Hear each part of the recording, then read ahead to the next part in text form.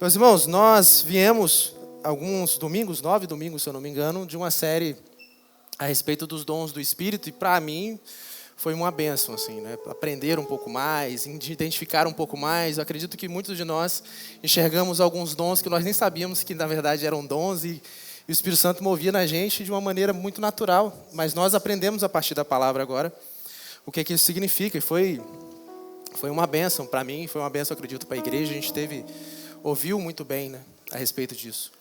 É muito importante porque Pedro ele fez uma instrução a partir dessa plataforma daquilo que a igreja acredita como os dons espirituais, né? E aí, nessas instruções, ele falou muito a respeito dos dons do Espírito como algo que é dado soberanamente pelo próprio Espírito. Ele escolhe a quem dá, dom que vai dar, a maneira que vai se manifestar, quando e como vai se manifestar, é da economia do Espírito Santo. Só que desde o primeiro episódio, mais no primeiro episódio, ele apresentou para a gente qual que seria o dom maior do Espírito. E ele apresentou o próprio Espírito Santo. O Espírito Santo, ele é o dom maior. O Espírito Santo, ele é o primeiro dom que nós recebemos. Só que, diferente dos outros dons, isso não é dispensado de uma forma que alguns apenas recebem um outro dom. O Espírito Santo é dado para todos nós. Todos nós recebemos o Espírito Santo pelo meio da graça de Cristo, pelo aquilo que Ele fez, e o Espírito Santo ele passa a habitar nas nossas vidas. E hoje eu queria reverberar um pouquinho a respeito desse assunto, que a gente está num período que a gente chama de temas livres, mas a gente tenta não fugir um pouco do contexto que nós estamos trabalhando, para não brincar daquela história de virar de pau para cavaco e a gente se perder o bom entendimento do que está sendo construído. E eu queria trabalhar com os irmãos hoje essa parte um pouco mais específica e natural nas nossas vidas, que é a vida no Espírito Santo. É sobre a vida no Espírito. Porque se todos nós temos o Espírito Santo, todos nós vivemos com o Espírito Santo. E não apenas com o Espírito Santo, nós vivemos no Espírito Santo. É uma ligação tão íntima, mas não tem como ser mais próximo do que dentro, amém? E é a respeito disso que eu quero trabalhar com os irmãos, e nós vamos ler um texto que está no Evangelho de João, no capítulo 14. Evangelho de João, capítulo 14, nós vamos ler alguns versículos a partir do 15. Amém? Diz bem assim: se me amais, guardareis os meus mandamentos.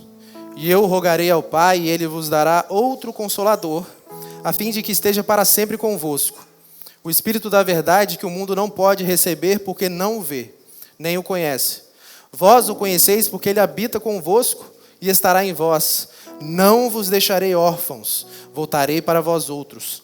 Ainda por um pouco, e o mundo não me verás mais, vós, porém, me vereis, porque eu vivo e vós também vivereis.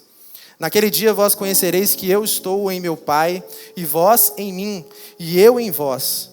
Aquele que tem os meus mandamentos e os guarda, esse é o que me ama. E aquele que me ama será amado por meu Pai, e eu também o amarei, e me manifestarei a ele. Disse-lhe Judas, não Iscariotes: de onde procede, Senhor, que estás para manifestar-te a nós e não ao mundo? Respondeu Jesus: se alguém me ama, guardará a minha palavra. O meu Pai o amará, e viveremos para ele e faremos nele morada. Quem não me ama não guarda as minhas palavras. E a palavra que estáis ouvindo não é minha, mas do Pai, que me enviou. Isto vos tenho dito estando ainda convosco. Mas o Consolador, o Espírito Santo, a quem o Pai enviará em meu nome, esse vos ensinará todas as coisas e vos fará lembrar de tudo que vos tenho dito. Até aqui, meus irmãos, vamos orar? Pai, essa é a tua palavra. Nós sabemos que é nela que reside o poder, ó Deus, daquilo que o Senhor tem para fazer em nós. Ó Deus, que o Senhor fale, Pai, neste momento, que o Teu Espírito nos auxilie, Senhor, abrindo os nossos corações para ouvir aquilo que o Senhor tem para nos dizer, que o Seu Espírito nos ajude, ó Deus, em nossas distrações, que nós possamos esquecer os problemas, esquecer aquilo que está lá fora e nos concentrar naquilo que é mais importante neste momento, é a Tua palavra. Que o Senhor dê reverência ao nosso coração, Deus, para nós não, ó Deus, dividirmos esse espaço, este momento com nada, Pai. Mas que nós possamos nos focar, Deus, e nos deliciar naquilo que o Senhor tem para nos dizer por meio da Tua palavra, Deus. Nós sabemos que é o Senhor que fala. Nós, ó Deus, muitas vezes preparamos algo, mas o Teu Espírito, Deus, sempre tem liberdade de fazer aquilo que Ele quer fazer, de trabalhar no coração como Ele quer trabalhar. O Seu Espírito é soberano, Deus, nesta manhã. Nós te agradecemos, ó Deus, pelo culto que nós prestamos, nós pelo privilégio de estarmos juntos, ó Deus, mais uma vez em comunhão com meus irmãos. Eu oro, Deus, a Ti, assim, em nome de Jesus. Amém.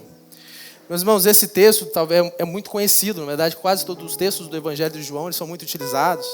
Nós ouvimos a respeito do Evangelho de João, algumas pessoas acabam tendo até uma certa preferência pelo Evangelho de João, sobre os evangelhos que nós chamamos de sinóticos, né? Sinóticos porque tem semelhança entre eles. O Evangelho de João ele sai um pouco desse lugar comum que os outros evangelhos trabalham.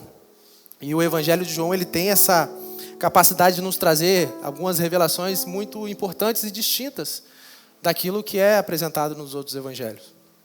Só que quando esse capítulo 14 que nós lemos, ele não está isolado dentro da Bíblia. Ele faz parte de um contexto, que é o próprio Evangelho de João, e um contexto maior dentro desse Evangelho. Esse contexto desse capítulo 14, que começa no capítulo 13 e vai até o capítulo 17, é um momento em que Jesus com os discípulos está em um momento muito íntimo, muito tenso, muito carregado de emoções. Esse momento que é um clima de despedida de Jesus, aqui é conhecido, esses capítulos são conhecidos na teologia como o discurso de despedida de Jesus.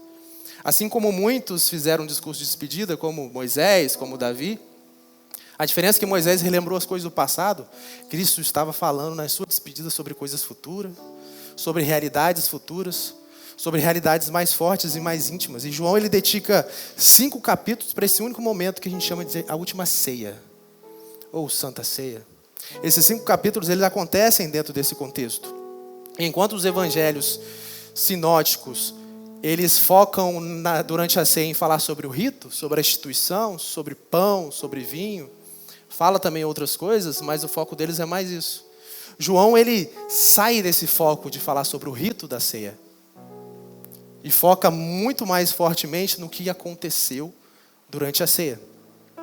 Imagina que João ele estava falando bem assim, é como se ele estivesse abrindo uma cortina para nos deixar ouvir o que Jesus realmente falou naquele momento da ceia para os seus discípulos. Um momento íntimo, um momento de entrega. João ele não foca no partir do pão, mas naquilo que o próprio Mestre, o próprio Cristo, estava derramando para os seus discípulos. Aquelas verdades. É como se João dissesse bem assim para nós: vocês precisam saber o que estava no coração dele antes dele ir para a cruz. O que ele tinha para falar para a gente antes da cruz? E a gente percebe ali, meus irmãos, que essa parte da Bíblia ela não tem paralelo em conteúdo, em profundidade, em teologia, com os demais evangelhos. Um teólogo chamado D.A. Carson, um dos grandes estudiosos do Evangelho de João, ele diz que esses capítulos formam a parte mais íntima e teológica de todos os evangelhos. É ali que Jesus fala com mais profundidade sobre o Espírito Santo, sobre o amor, sobre a habitação de Deus em nós, sobre obediência, sobre alegria, sobre o futuro. Nos evangelhos sinóticos ainda, Jesus ele usa muitas parábolas, os evangelistas eles trazem muitas parábolas de Jesus, amém? No Evangelho de João acontece algo um pouquinho diferente. João ele não traz tantas parábolas de Jesus. Embora ele fala bastante metáforas, a água da vida, o pão da vida, o pastor das ovelhas, a porta das ovelhas, o pastor. Contudo, mesmo que João já não traga tantas parábolas, a partir do capítulo 13 é como se acabasse e desvelasse tudo que Jesus tinha para falar. Jesus não fala tão literalmente e tão diretamente com os seus naquele círculo de intimidade, como a gente não vê tanto nos evangelhos. Andreas Kostenberg, que também é um teólogo, em seu comentário ele vai confirmar que lá em João há um deslocamento do uso da linguagem alegórica para declarações mais diretas com os discípulos, especialmente a partir do João 13. Ele está revelando para nós, nesses capítulos, uma nova forma de conhecer a Deus. Imagina que os discípulos receberam Jesus, conheceram Jesus, e agora ele está falando bem assim: eu vou ir para o Pai, mas eu quero deixar para vocês uma nova forma de se relacionar. E essa forma, Jesus vai usar uma palavra que é muito paradoxal, tanto para os discípulos quanto para nós hoje. Imagina que eles estavam do lado de Jesus, físico, e ele diz bem assim: essa forma é mais vantajosa para vocês. É mais vantajoso para vocês que eu vá. E eu traga para vocês essa nova forma de se relacionar, que é por meio do Espírito Santo. Mas nós podemos perguntar, como assim é melhor ter o Espírito Santo do que Jesus físico ao nosso lado? É possível? Jesus afirma que sim. E é isso que eu quero trabalhar com os irmãos nessa manhã. Nós vamos voltar um pouco nos textos que nós lemos, nós vamos trabalhar um pouquinho para entender um pouco mais a respeito desse aspecto da vida cristã no Espírito Santo. E lá, quando a gente vai olhar no versículos 15 e 17 do capítulo 14, versículos 15 e 17 diz bem assim: se me amais, guardarei os meus mandamentos. E eu rogarei ao Pai, e Ele vos dará outro Consolador, a fim de que esteja para sempre convosco o Espírito da verdade, que o mundo não pode receber, porque não o vê e nem o conhece. Vós o conheceis, porque Ele habita convosco e estará em vós. E o primeiro aspecto da vida no Espírito, que eu queria trabalhar com os irmãos, é a questão de como nós recebemos o Espírito. E muitas vezes, em tempos de meritocracia espiritual, onde que nós fazemos para receber, Cristo ele afirma bem assim: eu rogarei, o Pai dará para vocês. É um dom de Deus. O que ele vai dizer? O Espírito é um dom do Pai, que é garantido pela intercessão do Filho. Ninguém fez nada para merecer. Você consegue compreender isso? Que não há meritocracia em nós em termos do Espírito Santo. Isso vai confrontar a nossa lógica espiritual. Amém? Você não recebe e não ganha o Espírito Santo como se fosse um jogo de níveis, como se fossem umas fases de um jogo de videogame. Recebi Jesus, aceitei Jesus, fui batizado nas águas. Daqui a um pouco eu sou tão crente que recebo o batismo com o Espírito Santo. Daqui a pouco eu sou tão crente que eu sou usado em dons. Daqui a pouco eu sou tão crente, daqui a pouco eu sou tão crente. E a gente vai achando que é aquelas coisas que nós vamos fazendo, o nosso próprio crescimento, que vai nos dando e nos carregando e nos enchendo do Espírito. Mas definitivamente, meus irmãos, o Espírito não é um prêmio para crente avançado. O Espírito é um dom do Pai, dado por graça. E Ele dá esse presente para aqueles que amam de verdade. Ele vai dizer isso. Mas nós só amamos a Deus porque Ele nos amou primeiro. Tudo começa pela graça. Não apenas dizer amar a Deus, mas de fato, quem ama de verdade, como sabemos quem ama de verdade é Cristo? Quem guarda os seus mandamentos. Só que entenda que nem amor, nem obediência aqui é moeda de troca para o Espírito. O Espírito foi nos dado pela graça. Mas o amor e a obediência é uma resposta a esse Espírito que foi nos dado pela graça. Essa é a vida no Espírito. E repare que Jesus diz que o Espírito ele não apenas viria, como era no Antigo Testamento. E essa é uma realidade que nós precisamos entender a partir daqui. Não é sobre visitação. Não é sobre aqueles tempos no Antigo Testamento em que o Espírito descia sobre um profeta, descia sobre um rei, para um propósito, descia sobre alguém que ia construir um tabernáculo. Não, agora que Cristo está dizendo que o Espírito ele vinha para habitar em nós, ele vem para dentro. E não só vem para dentro, ele vem para permanecer. O Espírito não é algo que nós corremos num culto para encontrar. O Espírito nos acompanha diariamente. O Espírito ele não visita as nossas vidas. Ele convive com nós. Isso você precisa entender que quando você está no banheiro tomando banho, o Espírito está em você. Quando você está fazendo alguma coisa errada, o Espírito está lá te vendo. E te olhando. E te confrontando o tempo todo. A fé, meus irmãos, nesse contexto, ela deixa de ser um mero rito. Não é algo que eu venho, faço, presto. Eu invoco uma entidade e o culto precisa ser avivado para que realmente o Espírito veio. Quem trouxe o Espírito veio com você, meus irmãos. Mas o que você tem trazido com o Espírito para o culto? Essa realidade, ela deixa de ser algo que a gente vai ao templo viver e passa que a gente vive agora 24 horas por dia. A vida com o Espírito é 24 horas por dia. Mas a pergunta é, será que nós estamos vivendo essa realidade de fato? Ou continuamos vivendo uma fé de visitas? Uma fé que eu venho no culto, presto um bom culto, mas quando eu saio daqui, eu deixo o Espírito Santo para trás. Será que o Espírito Santo tem me acompanhado na segunda-feira, na terça-feira, na quarta-feira? Ou o Espírito Santo só é na minha vida quando eu estou no culto, quando eu estou no de casa em casa, quando eu estou na sala de oração? Será que o Espírito tem de fato vivido 24 horas por dia conosco? Será que nós temos nos movimentado no Espírito 24 horas por dia?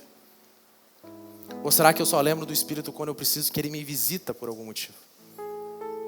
Essa doutrina da habitação, meus irmãos, ela é muito importante para que nós aprendamos a viver de fato o cristianismo que Jesus quer que nós vivamos. É por isso que é mais vantajoso. Imagina se o Espírito Santo, se Jesus hoje estivesse apenas fisicamente lá em Israel, qual é o seu contato com Ele?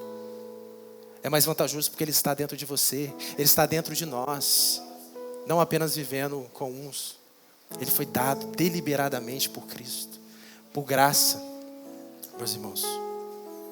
Porque a nossa vida no Espírito, se ela for algo restrito a ritos e aos espaços de culto, de reunião, como o mundo lá fora irá conhecer que o Espírito habita em nós? Como é que o mundo vai conhecer o Espírito que habita em nós se é simplesmente aqui que eu vivo o Espírito Santo? E Cristo é claro sobre isso quando Ele diz ainda no texto: o mundo não pode receber porque não vê nem o conhece, mas vocês o conhecem. Mas isso aqui não é um motivo de julgamento para o mundo por não conhecer o Espírito Santo. É uma responsabilidade nossa. É um lembrete que a nossa responsabilidade é essa. Somos nós que conhecemos o Espírito. Somos nós que precisamos tornar Ele visível no mundo. Somos nós que daqui para fora manifestamos a presença dEle. Manifestamos que o reino de Deus é chegado, que o Espírito me transformou, que o Espírito Santo me curou, que o Espírito Santo tem poder para mudar a minha vida. E a minha vida tem sido mudada ao ponto das pessoas enxergarem e olhar assim: de fato essa pessoa cheira o Espírito Santo. Porque o mundo não conhece, meus irmãos. O mundo precisa ver em nós o Espírito. Ele foi dado a nós. Ele não foi dado ao mundo. A pergunta certa não é porque o mundo não vê. A pergunta é: será que nós estamos vivendo de forma que o mundo perceba que há um Espírito transformador em nós? E muitas vezes nós, nas internet e tudo mais, cobramos dos incrédulos uma vida espiritual que eles nem sabem que existe.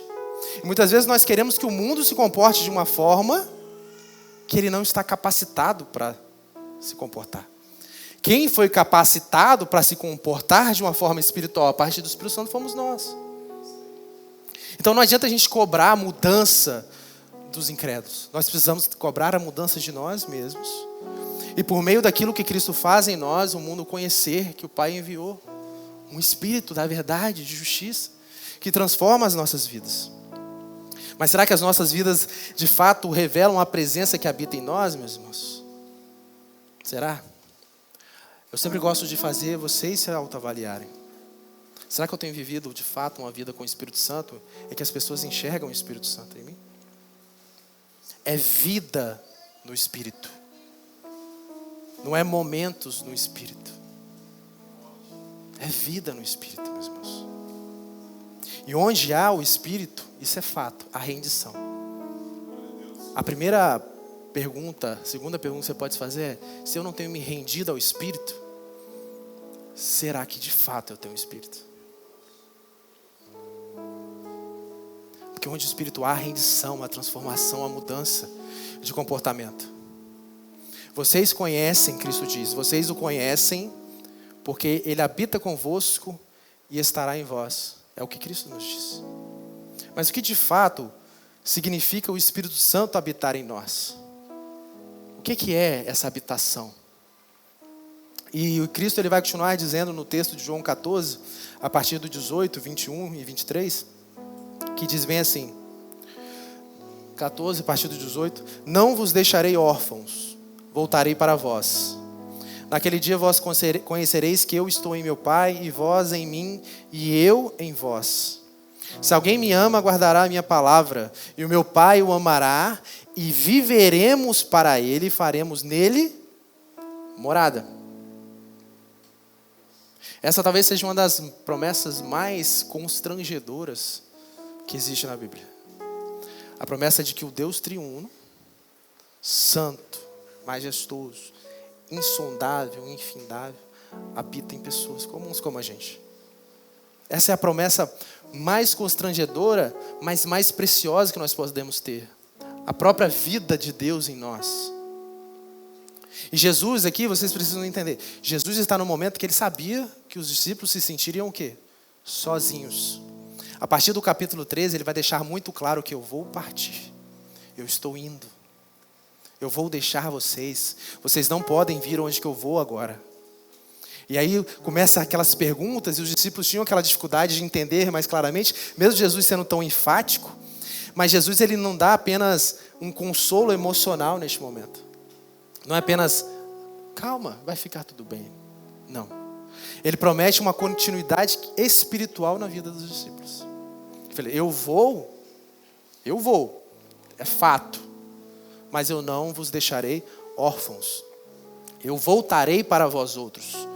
E quando ele fala voltarei para vós outros, se refere tanto à sua ressurreição, que depois da morte os discípulos o veriam, mas principalmente sobre a presença contínua do Espírito Santo, por meio do qual Cristo vive em nós.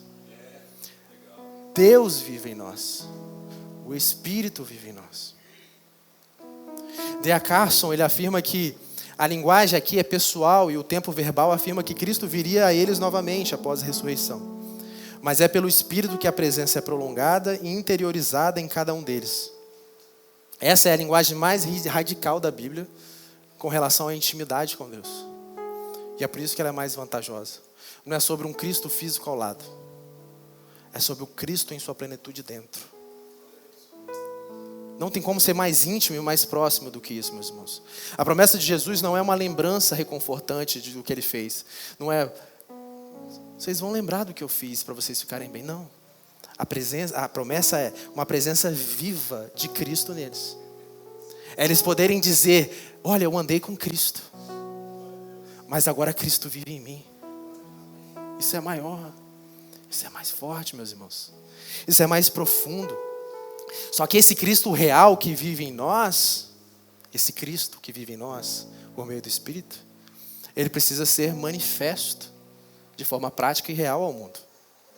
Esse Cristo em nós precisa ser exalado para que o mundo conheça que Cristo existe, que Cristo vive em nós, que Cristo muda, que Cristo transforma.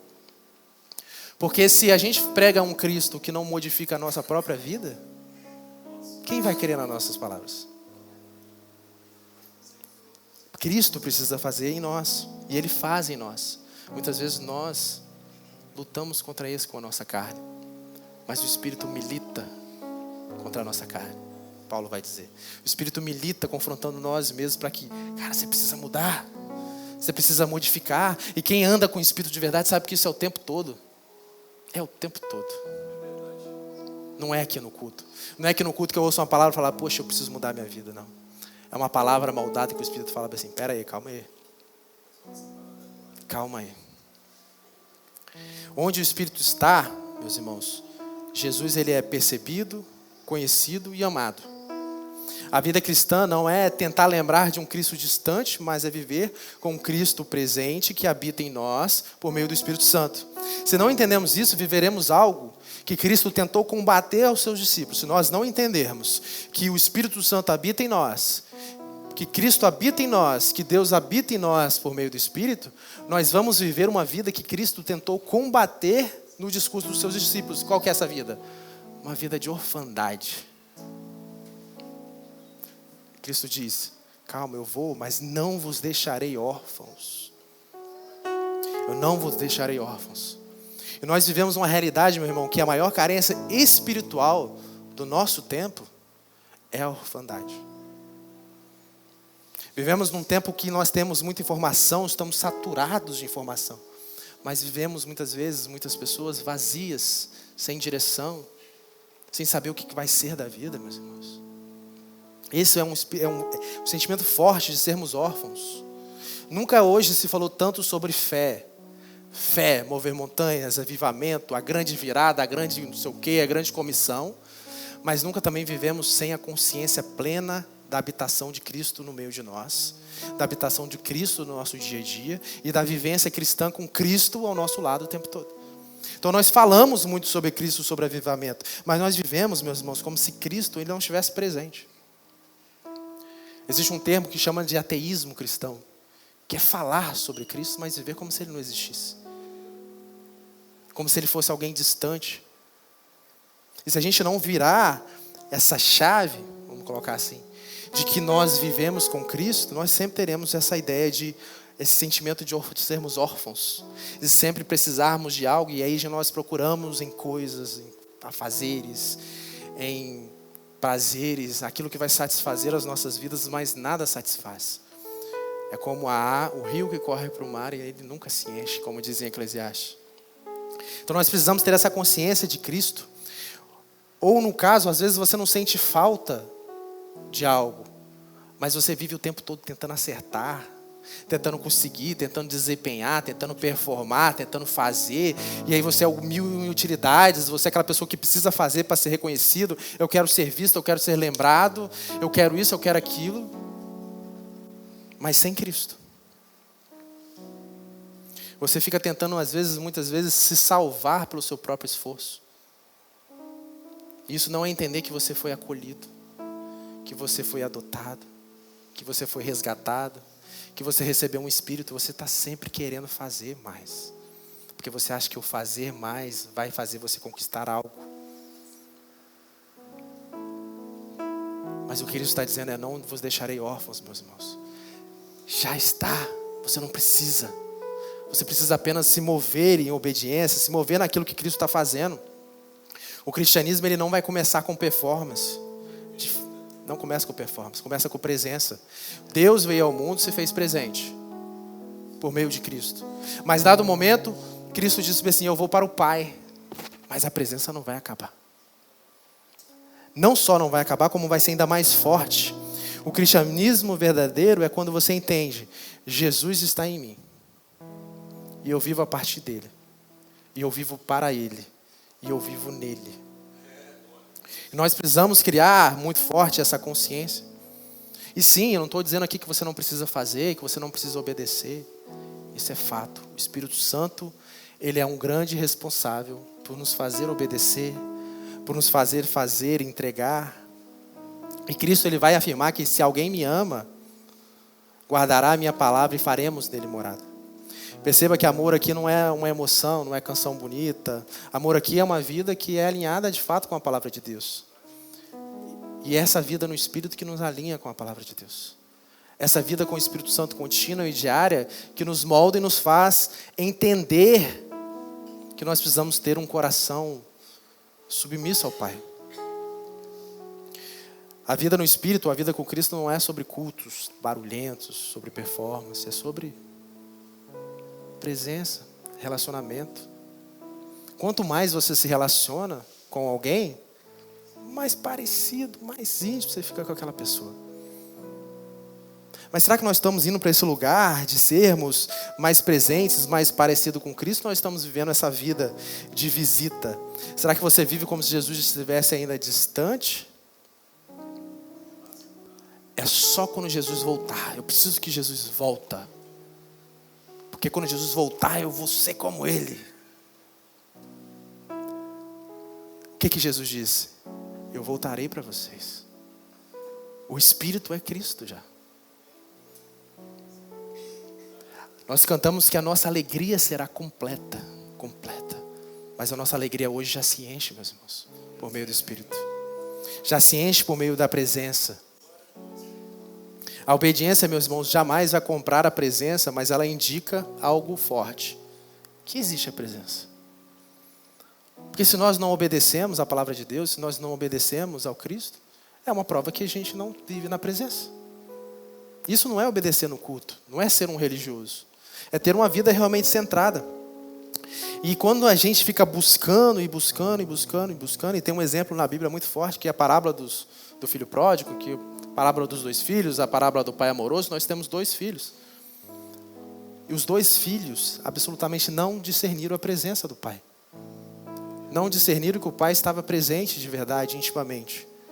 E um filho sai, se esbanja e se perde. E volta, amém, glória a Deus. Mas o outro, mesmo estando dentro de casa, não discerniu a presença do pai. E vive como órfão. Ele não tinha pai, ele tinha um Senhor, que ele precisa agradar, fazer, não sei o quê. Isso afastava o relacionamento dele com o pai.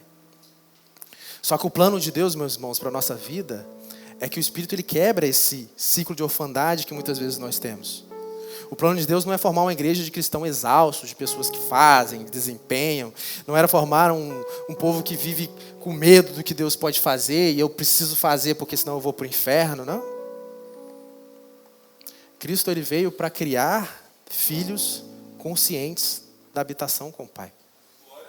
Ele veio tabernacular entre os seus. Ele veio fazer habitação entre os seus. E quando ele vai, ele promete: eu não vos deixarei órfãos. Eu enviarei outro Paráclito, da mesma qualidade, do mesmo tipo. Sou eu mesmo que estou com vocês. Isso a gente chama de, na teologia da doutrina da habitação trinitária. Por meio do Espírito, Pai, Filho e Espírito Santo convive com nós o tempo todo. O Espírito Santo, ele vem para isso, ele vem para dizer ao nosso coração: você não está sozinho. Mas eu não posso te carregar o tempo todo, você precisa se mover. Você precisa andar, você precisa caminhar. Ele nos faz perceber de forma real e íntima que Jesus não está distante, Ele está em nós.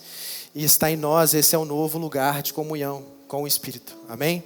Em Gálatas 4:7, Gálatas 4:7, Paulo ele vai afirmar bem assim: vindo, porém, a plenitude do tempo, Deus enviou o seu Filho, nascido de mulher, nascido sob a lei, para resgatar os que estavam sob a lei, a fim de que recebêssemos a adoção de filhos, e porque vós sois filhos, enviou Deus ao nosso coração o Espírito de seu Filho, que clama: Abba, Pai.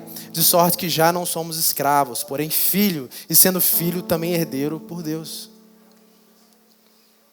Você tem um espírito, você recebeu um dom, que um espírito que clama Abba, Pai, e pede: vem para perto, Pai. Eu quero comunhão, Pai.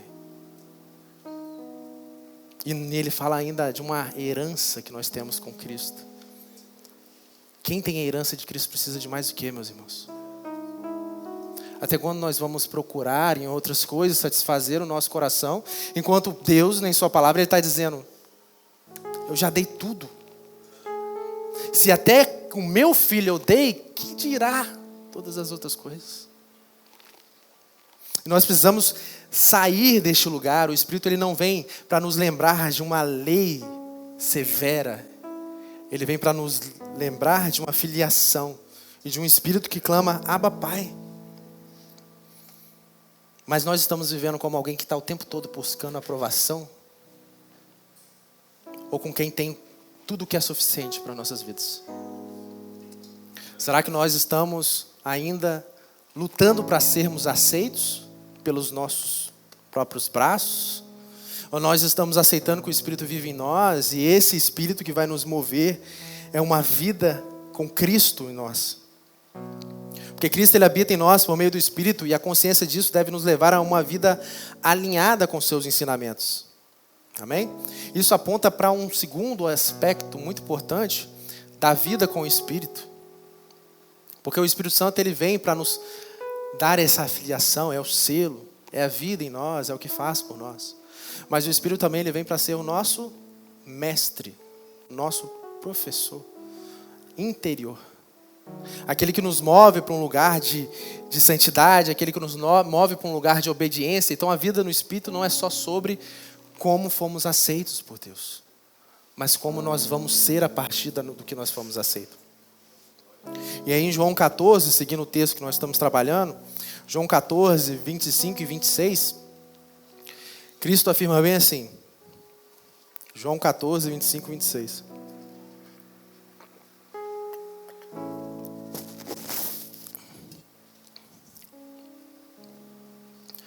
Tenho-vos dito isto, estando ainda convosco, mas o Consolador, o Espírito Santo, a quem o Pai enviará em meu nome, esse vos ensinará todas as coisas e vos fará lembrar de tudo o que vos tenho dito.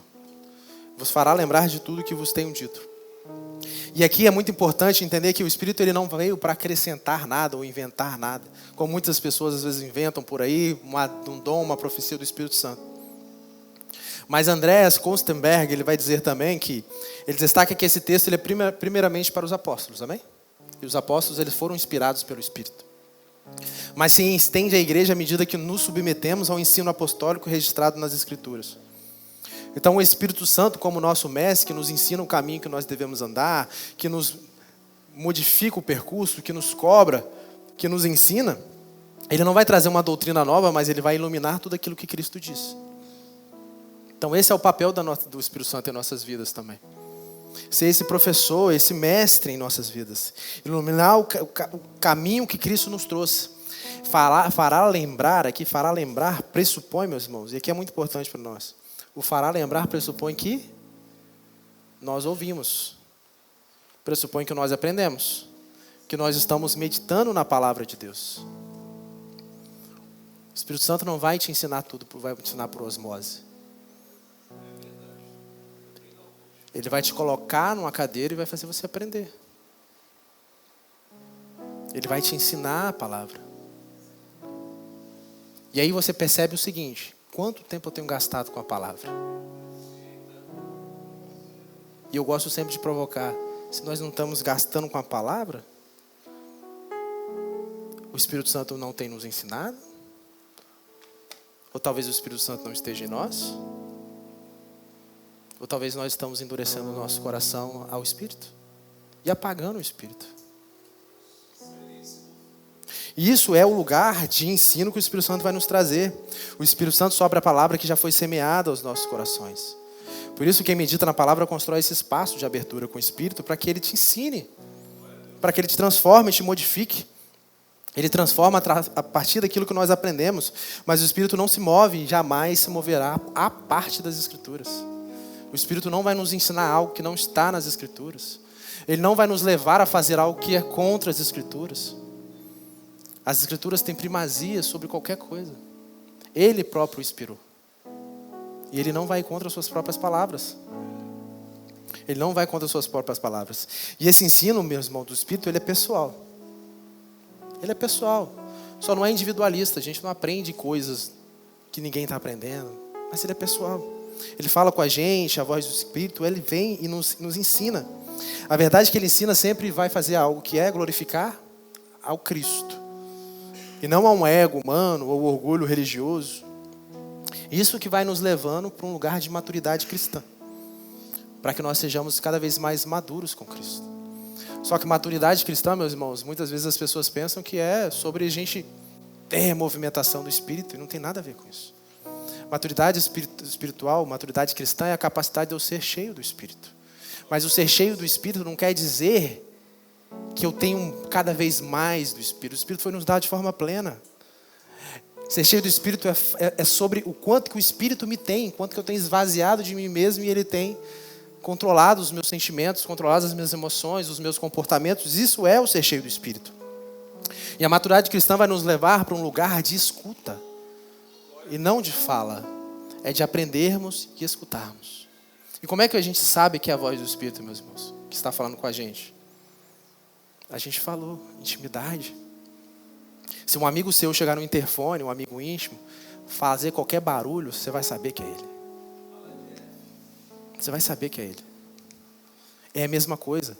Quanto mais nós nos relacionamos e somos íntimos do Espírito, mais ele vai falar conosco. Mais a gente vai entender. E isso não vai ser algo que você vai ouvir uma voz que vem lá do além. Oh, não. É tão simples e comum como possa parecer. Tão simples como possa parecer. A minha vinda para essa igreja, para essa comunidade, ela aconteceu de uma maneira muito, muito interessante. Eu, em toda a minha presunção, que a gente acaba tendo, fiz lá meu cardápio de coisas que eu quero numa igreja. E cacei igreja. E a Brena falando bem assim, vão lá na Atos. Eu falei, não, vou na Atos, não. E caçando igreja. Até que a gente se angustiou tanto que eu falei, vamos lá na Atos. E eu tinha colocado um plano, falando bem assim, Deus, eu quero assim, eu preciso de uma igreja para sempre, eu não posso entrar numa igreja para depois sair, eu quero viver assim, não sei o quê. E aí, eu nunca tive a presunção, nem queria que o Espírito Santo falasse para mim bem assim, essa é a igreja que você tem que ficar. Eu não queria isso, não era o que eu estava buscando. Mas quando eu cheguei aqui, eu sentei aqui, nesse lugar, e eu comecei a ouvir uma palavra muito boa. Nem foi do Pedro, foi de um visitante. E eu ouvi uma palavra muito boa. E era surreal. Cada ponto que ele falava bem assim, toma aquilo que você estava pensando. Toma aquilo que você estava pensando. Toma aquilo que você estava pensando. Nada era o que eu queria. Mas era Deus cortando tudo que eu tinha colocado no meu coração. Simples. Uma palavra boa sendo colocada no púlpito. Quando eu saí daqui, eu cheguei para minha esposa e falei assim, ela falou assim, como é que foi a palavra? Porque era o que eu mais cobrava, né? E eu, surrealmente boa. Aí eu falei, mas e aí? Eu falei, vamos ficar. Eu não saí daqui com dúvida nenhuma. Porque o Espírito Santo não só falou, ele testificou no meu coração. Que era ele falando. Tão simples quanto pode ser. Não precisa de maluquice, meus irmãos. Precisa de relacionamento. Precisa de ouvir, estar com o ouvido atento, falando assim, é o Espírito Santo falando. E o Espírito Santo, ele fala da forma que ele quiser, meus irmãos. A vida no Espírito, ela é uma sala de aula constante. É o tempo todo. É tomando banho.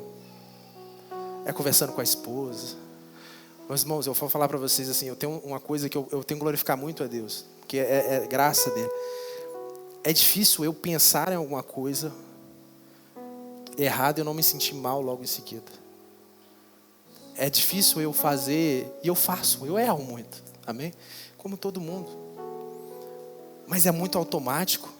É eu errar, minha esposa que me aguenta, porque eu fico mal às vezes o resto do dia todo.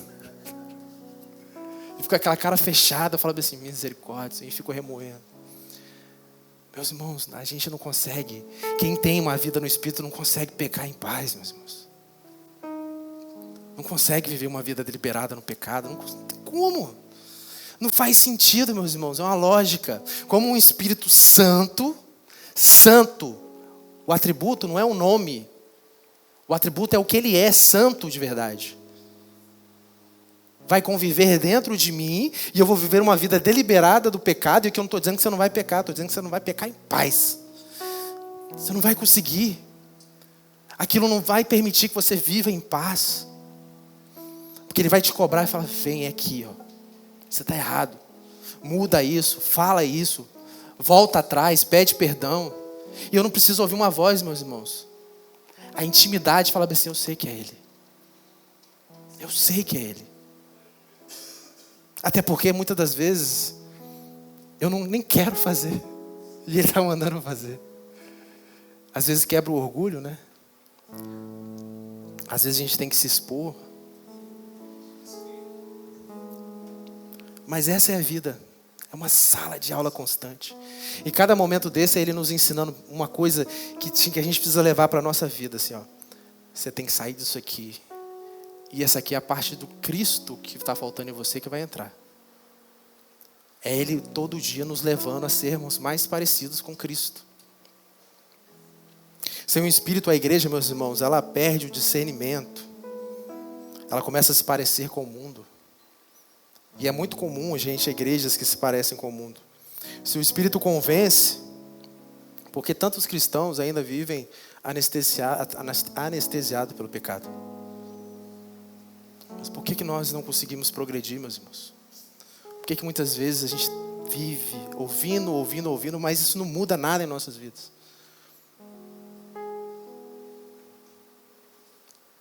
É hora de se render ao Espírito. Não é visita, meus irmãos. Não é no dia 25 de abril de 1977 que você precisa ser santo. Não é daqui a 50 anos que você precisa se conformar a Cristo. Não é visita. Ele não vai te visitar. Ele quer habitar em você. E viver em você tão intimamente, tão profundamente, tão real, a ponto de Cristo dizer bem assim, é melhor eu ir. É melhor eu ir. Não queiram que eu fique, porque é melhor eu ir, porque eu quero habitar em vocês. Eu quero conviver com vocês. Eu quero andar com vocês. Com todos nós. Não apenas com um grupo. E é isso que ele estava falando, porque uma das coisas que o Espírito faz, meus irmãos, nas nossas vidas, não é só nos transformar, não é só nos conformar, e isso ele faz muito bem, e ele tem feito, nós precisamos nos mover nisso. Mas existe outra parte da vida no Espírito, que é a missão. O Espírito, ele veio para uma missão. E habitar em nós é nós fazermos parte dessa missão. Daquilo que Cristo está fazendo, daquilo que Cristo ele quer fazer. Vamos ler agora o capítulo 16 de João. João 16, 7 a 11. João 16, 7 a 11 diz bem assim. João 16, 7 a 11. Mas eu vos digo a verdade. convém-vos que eu vá, porque se eu não for, o Consolador não virá para vós. Mas se eu for, vô-lo enviarei. Quando ele vier, convencerá o mundo do pecado, da justiça e do juízo. Do pecado, porque não creem em mim. Da justiça, porque vou para o Pai e não me vereis mais. E do juízo, porque o príncipe deste mundo já está julgado. E aqui eu reforcei muito isso, de Cristo afirmar categoricamente que é melhor ele ir, convém que ele vá. Os discípulos, eles choravam essa perda de Jesus, mas Jesus anunciava uma transição mais gloriosa. Uma transição mais presente. Convém aqui não significa apenas inevitável, meus irmãos. Não é tipo assim, é inevitável que eu vá, mas ele diz, é melhor que eu vá. Porque quando eu for, eu vou enviar outro. E esse outro vai ser mais vantajoso para você, para vocês. A presença do Espírito é mais vantajosa do que a presença física de Jesus ali. Porque com o Espírito, nós teremos não só um mestre entre nós, mas Deus dentro de cada um de nós. Cristo não está dizendo que o Espírito é melhor que Ele, não entenda dessa forma. Cristo ele está dizendo que eu vou à minha presença física e pelo Espírito nós viremos até você. Nós habitaremos em você. Cristo não está dizendo que o Espírito é melhor. D.A. Carson, em seu comentário, ele vai dizer que é difícil para os discípulos entenderem como a ausência física de Jesus poderia ser melhor, e é difícil mesmo. Mas é precisamente por meio da sua partida, morte, ressurreição e exaltação que o Espírito pode ser dado. O Espírito não é uma compensação menor, ele é o agente da presença contínua de Jesus em todos aqueles que creem. Meus irmãos, o Espírito Santo, ele nos é dado e os discípulos, eles receberam o Cristo e receberam o Espírito por meio do Cristo também. Agora, para pensar se aquilo tivesse sido mantido só entre eles. Só entre aqueles 12. Ou 11, que naquele momento. Não teria chegado a nós. Então, uma das missões do Espírito, e é mais vantajoso eles terem o Espírito, é que por meio do Espírito que veio, a igreja, ela cresce. Ela se expande. Cristo, ele inicia uma missão que precisa ser completada. Até que nós viveremos plenamente com Ele. Mas até lá, o Espírito, ele não foi dado apenas para algo que é interno a nós, mas para que nós possamos fazer algo externo que Ele quer fazer. E o que o Espírito convence, como Cristo diz aqui? Do pecado. Aqui o pecado que Ele está dizendo é porque não creem nele. Não crer em Cristo é a raiz de toda a separação espiritual. E o mundo ele não conhece o Espírito como nós vimos. Da justiça, a ressurreição de Jesus é a confirmação da sua aceitação plena diante do Pai. Do juízo, o diabo já está condenado. O fim foi decidido na cruz. Porém, há muitos cristãos ainda que vivem como se o mundo estivesse vencendo. Muitos cristãos estão perdidos e existe uma realidade em que parece que não conhece a Bíblia. É como se o governo tal vai trazer um problema, agora que a taxação veio, vai todo mundo ficar perdido, agora que isso vai acontecer. É como se o mundo estivesse vencendo. Mas o que o Espírito vem nos dizer, e que o Espírito diz, é que o mundo, o pecado, o diabo, já foi vencido na cruz. E isso é a nossa proclamação. O Espírito ele vem para dizer aquilo que Cristo fez na cruz. A vida no Espírito que não toca no mundo, ou seja, a vida no Espírito nossa, que não reverbera no mundo, é incompleta. Ela não se completa só no que Cristo fez em nós, mas o que Cristo quer fazer através de nós. Cristo ele quer mover e mudar o mundo e fazer o mundo conhecer a Ele por meio de nós, meus irmãos. Não é por meio de outros, não é por meio de um próprio mundo, uma osmose a passar a conhecer a Cristo. Não, Cristo nos chamou, meus irmãos, para essa vida no Espírito, que impacta o mundo. Que impacta o mundo. E a gente gosta sempre de reforçar, se não fosse sobre o que nós vamos fazer lá fora, era só ser salvo e ser arrebatado. Para que eu estou ficando aqui? Se Cristo nos mantém, e a oração sacerdotal, nesse mesmo contexto, no capítulo 17, ele vai dizer, eu não peço que os tire do mundo, mas os livre do mal. Eles vão ser livres do mal. Eles vão ser odiados como eu fui odiado, eles vão ser perseguidos como eu fui perseguido, mas eu não tiro eles do mundo. Não convém, não é melhor para eles que tire eles do mundo agora. Porque é algo que precisa ser feito. Então a vida no Espírito é algo que começa em nós, mas não termina em nós, não pode terminar em nós. O Espírito Santo, meus irmãos, ele tem esse objetivo de, por meio da pregação da palavra, por meio das nossas vidas, glorificar a quem? Ao Cristo.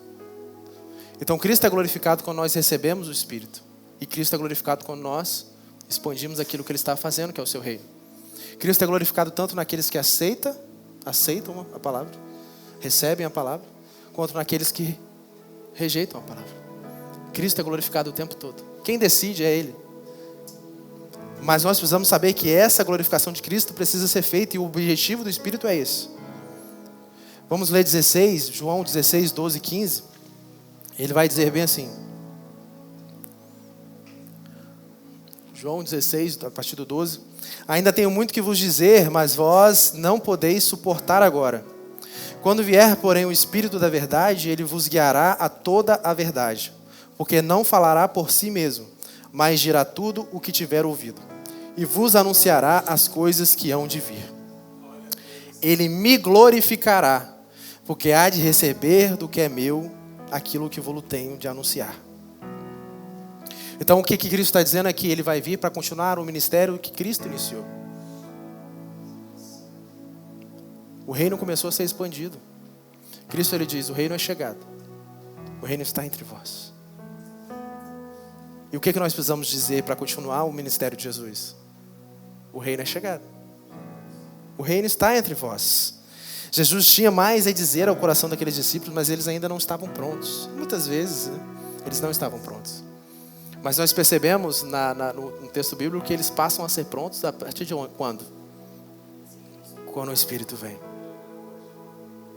É como se fosse uma mudança radical, né?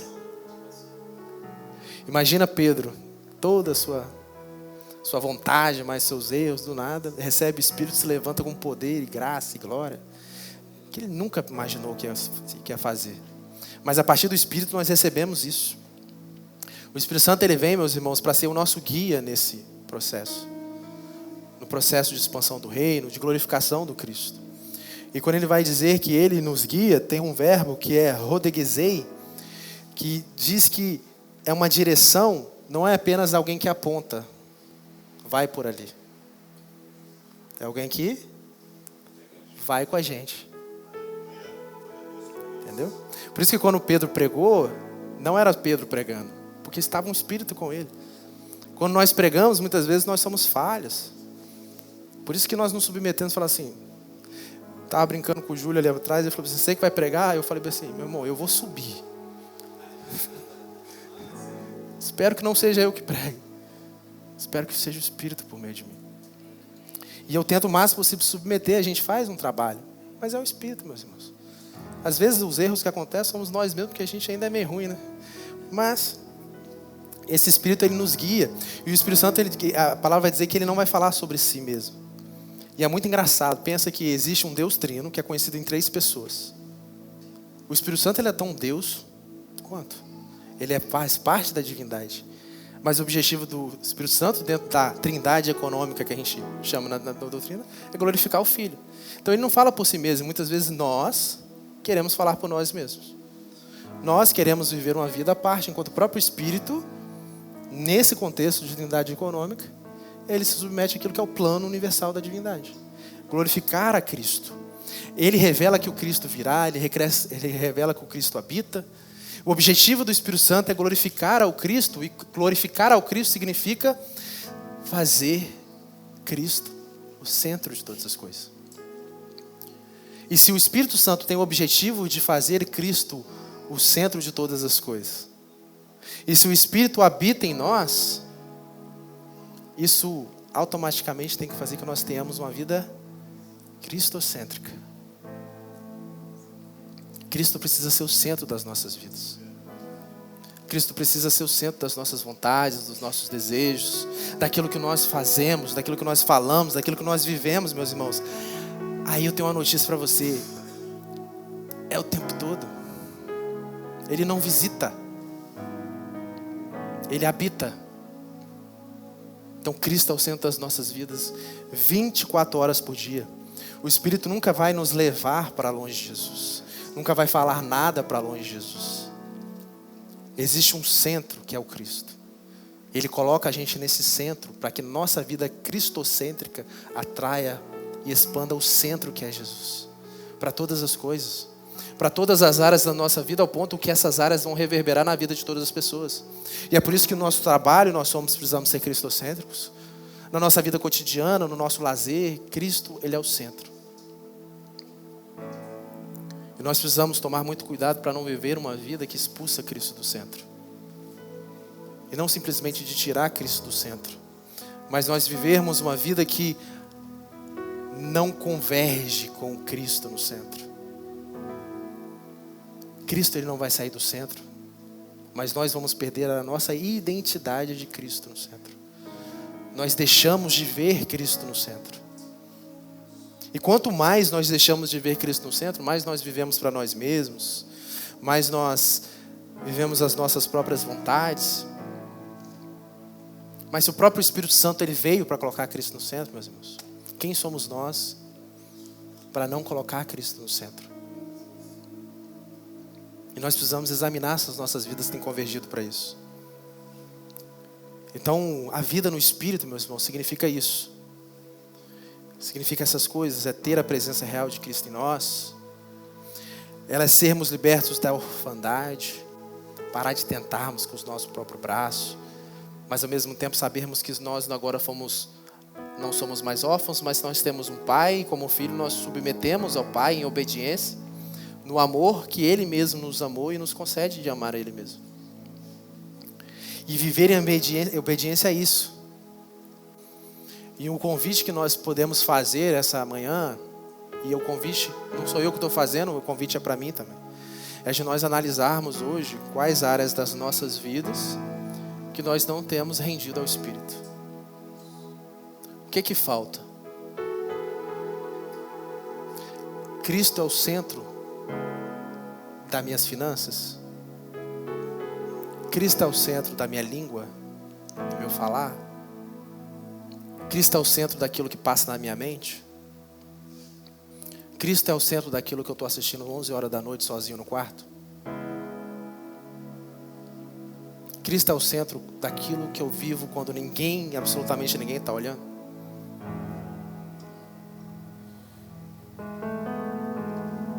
Uma coisa eu posso te dar certeza: o Espírito vai estar lá.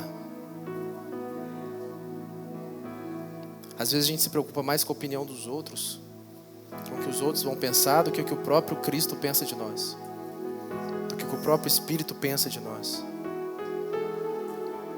Meus irmãos, nós precisamos glorificar muito a Cristo, porque é pela graça. Porque ai de nós. Porque ai de nós, meus irmãos. O Espírito, ele não é um acessório da fé. Não é um acessório. Não é algo que veio para nós dizermos: eu tenho o Espírito Santo. O Espírito, ele é a presença de Cristo que molda o verdadeiro discípulo. Viver no Espírito é carregar a presença de Cristo onde estivermos. O Espírito é o selo de que não estamos sozinhos e nunca estaremos. Que tipo de morada nós temos sido para o Espírito? Que tipo de morada a gente tem sido, meus irmãos? O que mais Cristo precisa fazer para nós? Se Ele já nos deu tudo. O melhor de Deus já veio. O melhor de Deus habita em nós. Você tem acolhido o Espírito Santo como Consolador prometido de Jesus? Em meio às lutas, às incertezas, sua vida, ela revela que Cristo faz morada em você? Sua obediência tem sido a evidência visível da morada de Cristo em você? Você tem permitido que o Espírito quebre esse sentimento de orfandade na sua vida? Ou você ainda se sente como um perdido na casa do Pai? Só quando eu tiver a função tal, só quando eu tiver a voz tal, só quando eu puder falar e as pessoas me ouvirem de verdade, é aí que eu vou me sentir filho? Eu vou me sentir filho somente quando todas as coisas estiverem certas, corretas, perfeitas? Porque se o próprio Filho padeceu, se o próprio Filho morreu, se o próprio Filho sofreu todas as coisas, quem somos nós, meus irmãos? Quem somos nós? A habitação do Filho, a habitação do Espírito quer dizer que nós fomos, pela graça, salvos.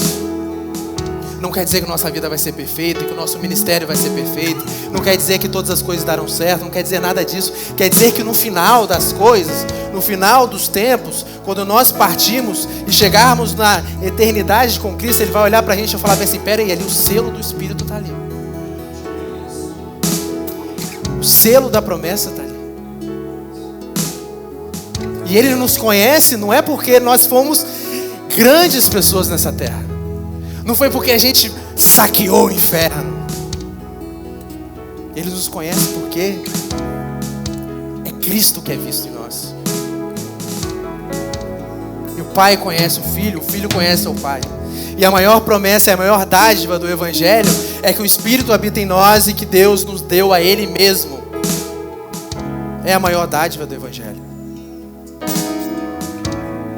Mas enquanto a gente não entender isso, a gente vai viver uma vida cristã capenga, medíocre. A gente vai viver um sentimento de orfandade que a gente precisa do reconhecimento do fulano. Todo mundo na igreja precisa falar comigo quando eu estiver aqui, tem que me cumprimentar. Sempre eu vou ter esse sentimento de perda, esse sentimento de falta, e Cristo nunca vai ser suficiente. Mas se Cristo não é suficiente, meus irmãos, os rios correm para o mar e nunca enchem o mar. Nada vai ser suficiente. Nada vai te preencher. Ser cheio do Espírito Santo implica nisso. Em você morrer hoje. Em você tirar de você aquelas coisas que ainda é você. Para que Cristo Ele seja iluminado em você. Para que as pessoas não vejam mais a sua própria vida, mas aquilo que Cristo é. Será que nós estamos nos movendo para esse lugar? Será que hoje eu posso dizer que eu sou mais parecido com Cristo do que eu fui ontem? Será que daqui a 5 anos eu vou continuar a mesma pessoa ou vou poder dizer que eu sou mais parecido com Cristo do que eu era 5 anos atrás? A habitação do Espírito, meus irmãos. Vamos ficar de pé, vamos orar mais um pouco.